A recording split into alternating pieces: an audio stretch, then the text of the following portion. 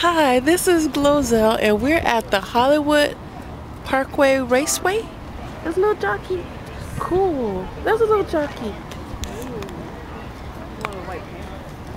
He's a little taller one. Yeah. Okay, and we are, this is Fightin and Mary. Hi. And we're the guests of Miss Liza. Miss Liza is, oh, he's getting on the horse. Oh, look. She's gonna get like, they get legged up as they come around here. Oh. See this one's about to go.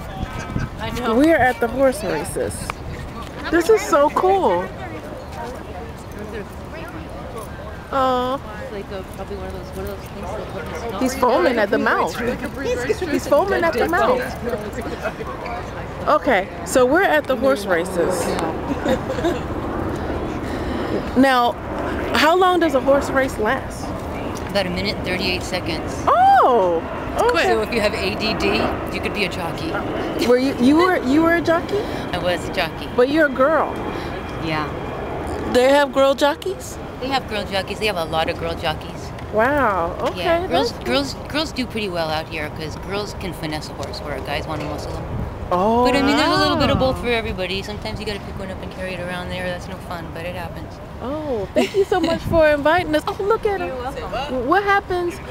How long is the horse? You know, how long can he race? You know, it really depends on how good right of. Are you shooting into the sun? Yeah, here we go. How good a care you take of him.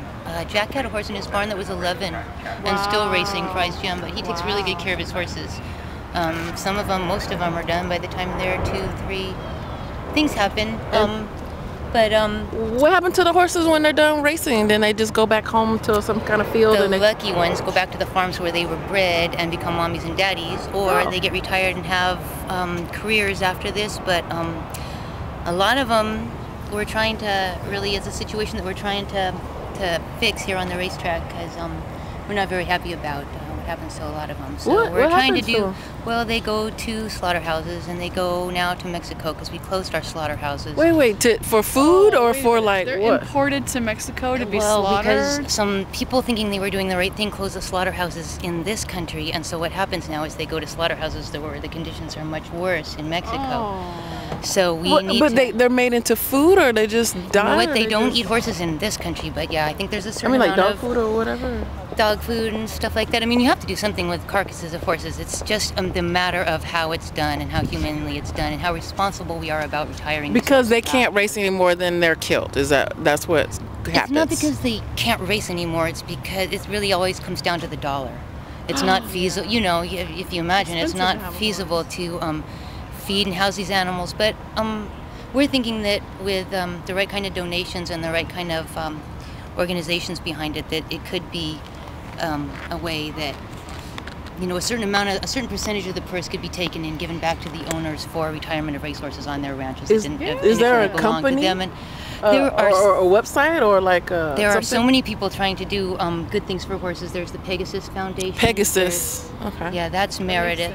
Yeah, Pegasus. That's a good name. Yes. Yeah, that's. I'm not going to be able to think of their last name. I can cut this part out. No, well, I don't know how to edit at all.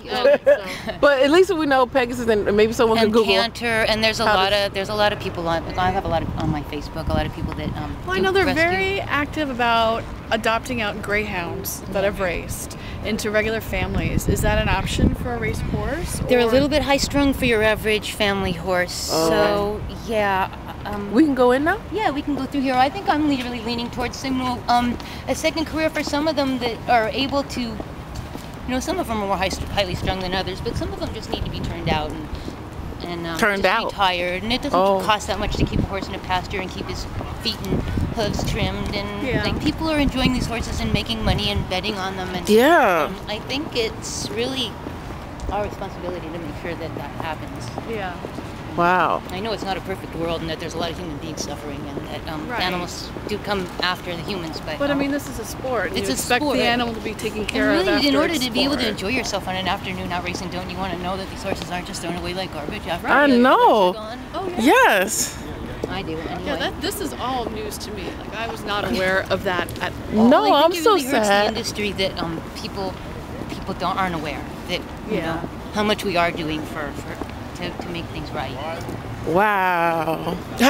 So you used to be a jockey. That's so neat. Yeah. Oh, but that's very taxing on the body for most people, right? It's not the being a jockey. It's not the riding that's taxing on the body. It's the hitting the ground. Oh, no, we don't want to do that. All right, so we're at the Park Raceway.